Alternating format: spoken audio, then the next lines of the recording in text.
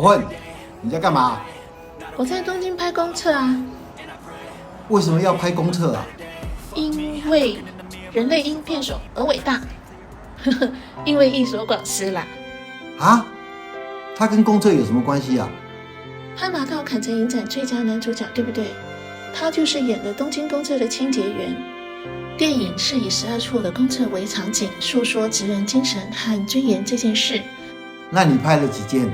我们来数数看，1、2、3、4、5、6、7、8，这间没拍到，9、10、11、12、13，我共拍了13处，比电影多2处，外加一个彩蛋。这是为了翻转公厕阴暗肮脏的刻板印象而开展的东京公厕计划，邀请了16位大师设计17间梦想公厕。怎么把这个概念行销全世界呢？那就请最会记录故事的德国导演文温德斯来拍一部电影吧。又请来了演技炉火纯青的一所广司，强强联手，果然成为话题，还得到了国际大奖，并且角逐奥斯卡。这绝对是史上最强置入行销，有机会成为商学院的 case study。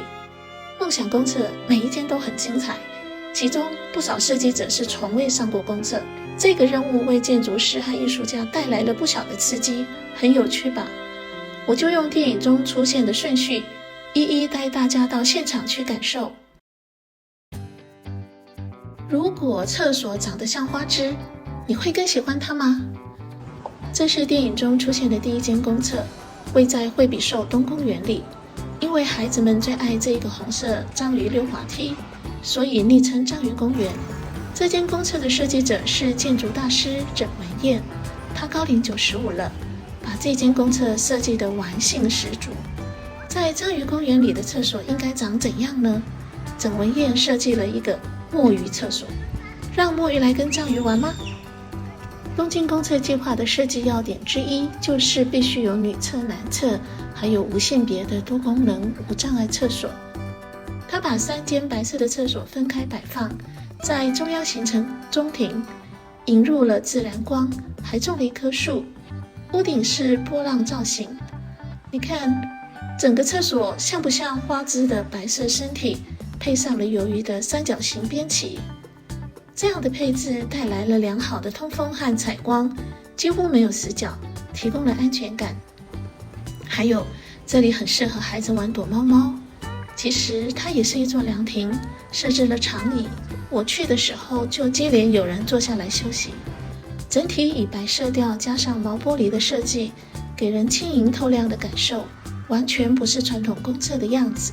电影中有一幕，因为有人要使用厕所，工作中的一所广司就让出空间，转身走到中庭。他靠墙仰天，望着蓝天绿树，很享受当下的样子。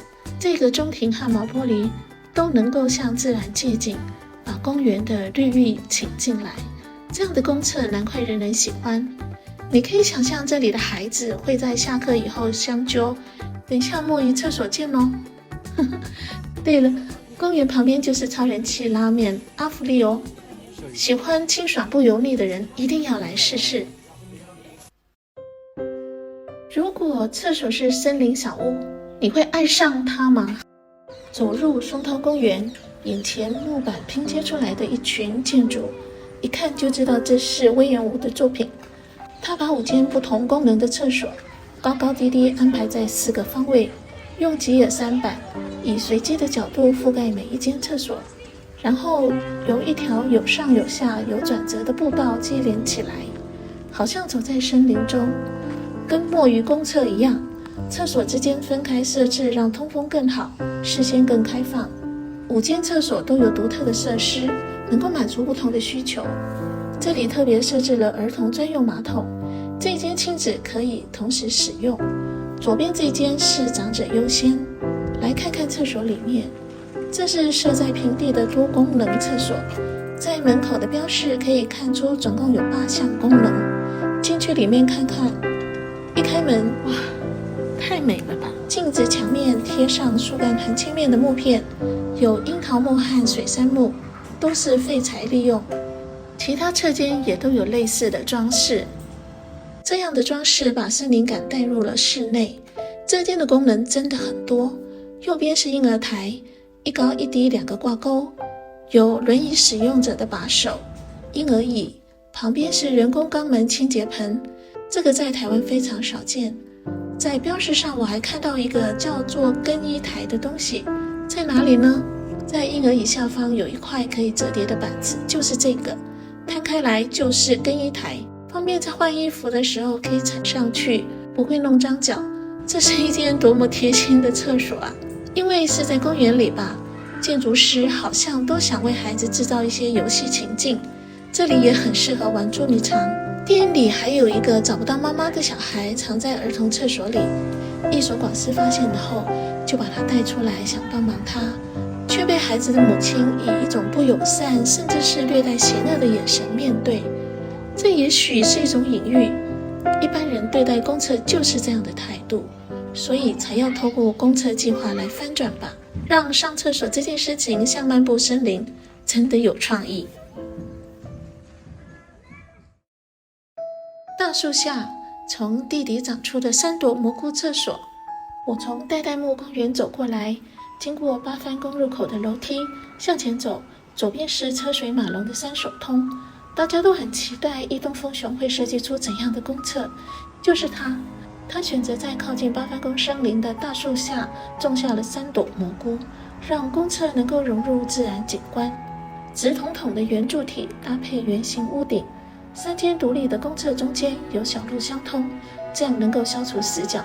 靠近看，瓷砖外墙从底部的咖啡色、褐色到上层的白色，形成渐层变化，制造视觉的吸引力。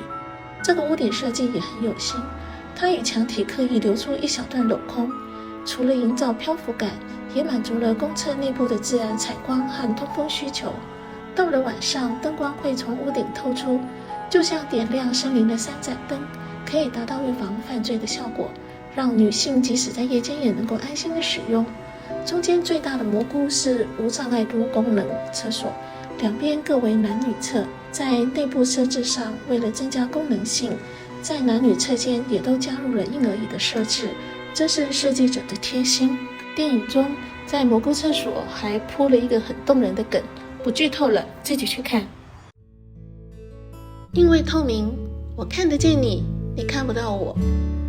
使用公厕，大家最担心的2件事情是：干净吗？安全吗？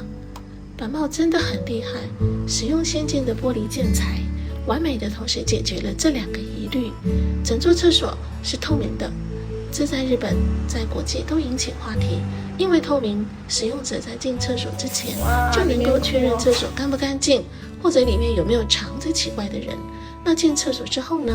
我试给你看，只要关上门、扣上锁的那一刻，玻璃瞬间不透明，是不是很安心？这是怎么做到的呢？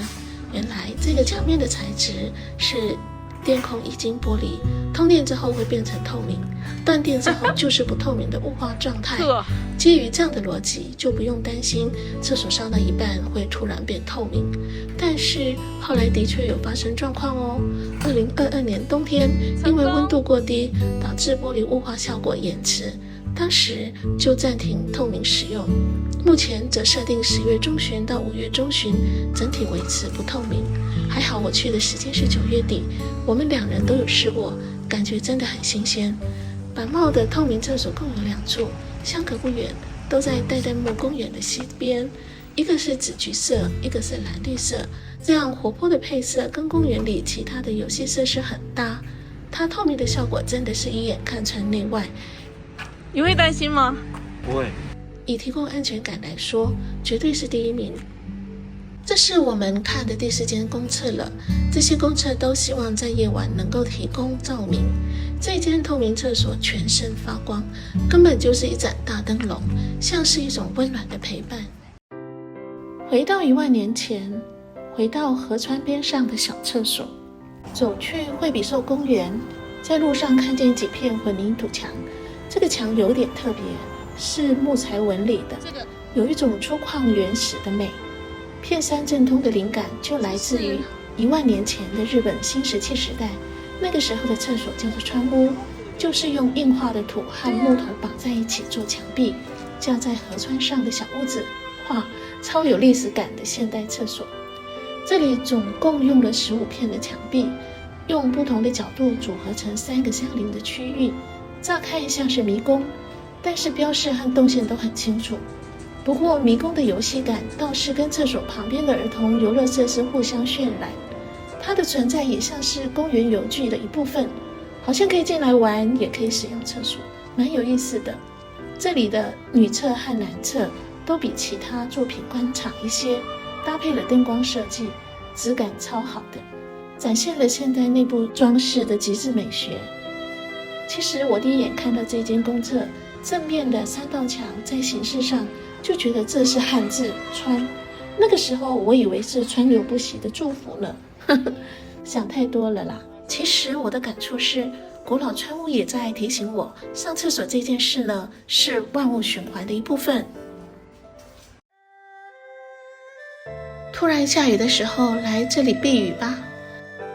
那天下午，我从魏延吴的森林厕所走过来，穿过涩谷车站前的十字路口，人群就像潮水涌来，在铁道旁的神宫通公园，终于看到安藤忠雄的公厕了。82岁的建筑大师，这次没有用清水混凝土，改以金属打造他口中很美的厕所。他的想法很简单，厕所漂亮，人们就不会脏兮兮地使用它。他以避雨亭的概念超越公厕的界限，让它成为可以休闲的都市景观。来看看这件作品，圆柱体是公厕的主体，加宽的倾斜屋顶就是大屋檐，很像日本传统建筑中的圆厕，并以数条木格栅围成一圈作为外墙，形成内外2段环形的走廊。内环是厕所空间，外环是公共空间，而且有2个开放的入口，兼具了隐私性和穿透性，能够为室内引入自然光线，也保持了空气的流通。从厕所内的走廊往外看，隐约可以看见树木剪影，营造舒适的氛围，同时感受城市的脉动。厕所外的走廊可以歇歇，可以避雨，视线没有死角，也提供了安全。这木格栅就像京都的传统格子，既有装饰性，更是实用性的设计，能够有效地防止湿气的积聚，这对厕所很重要。我注意到安藤忠雄把自己的名牌摆在极低的位置，真的超低调的。多功能厕所摆在入口处，往右通往女厕，往左通往男厕。